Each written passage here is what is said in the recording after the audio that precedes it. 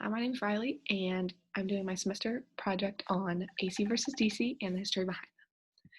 So, AC stands for alternating current, and it's an electric current that can reverse its direction, ensuring higher efficiency and also the ability to be transferred into almost any desired voltage. So, per se, turning a light on in your house or running a garbage disposal, it's focused on each of these little things instead of doing everything at one time and short circuiting things.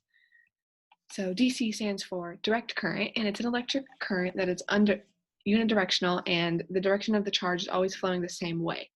So for this, you think of a battery, a household battery. When you put it in, you have to always put it in the same way, and it gives you the same amount of energy back out of it. So how this all began and how it came to be discovered, Thomas Edison, who created the light bulb in the 1870s, had opened his first power plant in New York City, and he didn't make, but developed everything about direct current.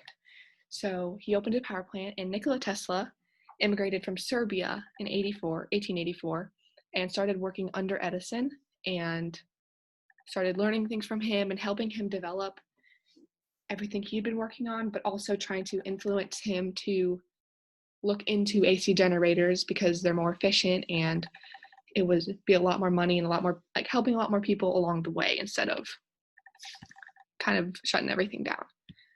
So basically in 85, after a year of working with Edison, Tesla quit his job with Edison, and years later he received patents for the AC generator because Tesla was the one who was coming up with these designs. So he received patents to pretty much coin his own designs and terms so no one else could do it and make money off of him. So in 1888, Tesla sold his patents to Westinghouse Electric Company, which was at the time Edison's biggest competitor. So, of course, Edison was a little frustrated because he had worked with him and wanted help from there.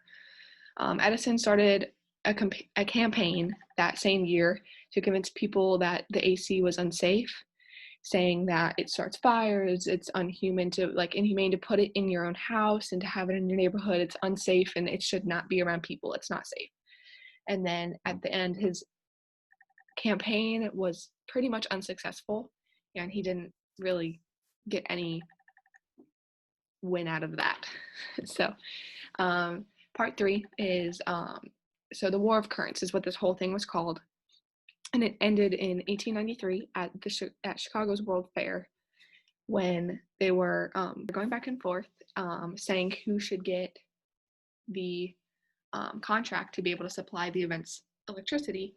And ultimately, the World Fair ended up picking Westinghouse, which was Nikola Tesla's company and what he had worked for, and he kind of merged with them, and that was like a powerhouse back then.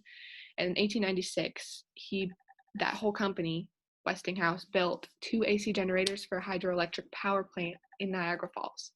And then the generators ended up supplying energy 26 miles away to Buffalo, New York. And then from there on, this kind of caught on as everyone should have this, and we should keep it around so everyone can use it. And so a lot of questions that I've researched that I even had myself were, why was AC so much better than DC, and why was it such a huge thing back then to fight over?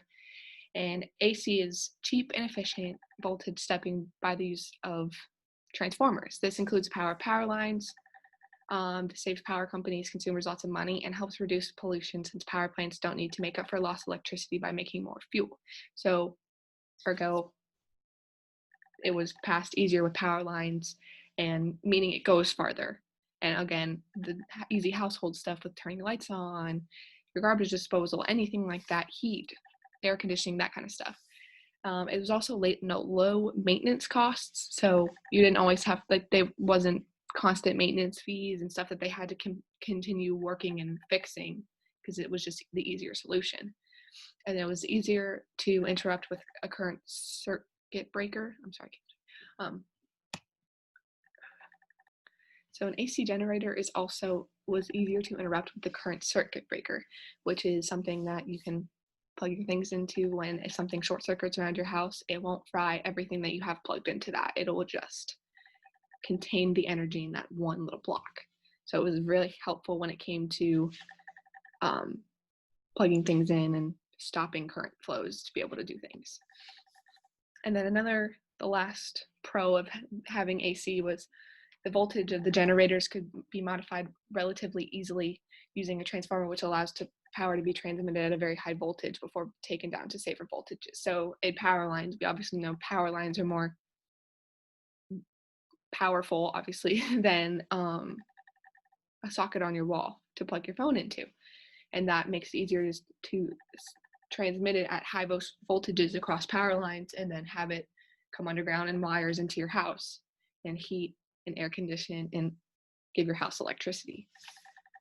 So compare and contrast for uses. So we still use direct today. We use it in a bunch of things. We use it in wiring our car, because if you think about it, your car has to constantly be running while driving it. So having it periodically stop and switch things, it doesn't work like that. And then chemical batteries, again, that's your typical household battery. So if I have a flashlight and I plug a battery into it, you don't want it going on and off and every which way. So that's a direct flow of energy into your flashlight. And then your solar cells, so your panels, like your solar panels in your house, direct takes the energy from the sun and converts it into household electricity, but it's at a higher level, but because solar cells are less condensed, and then it can change that. So, and then AC is like stuff we have, again, utilities, electric utilities, again, garbage disposals, lights, all that kind of stuff. Your TV plugged into your wall, your socket, same thing. And then anything plugged into a wall socket. So that's pretty much everything I've learned about this. And these are all my sources. Thank you guys for watching.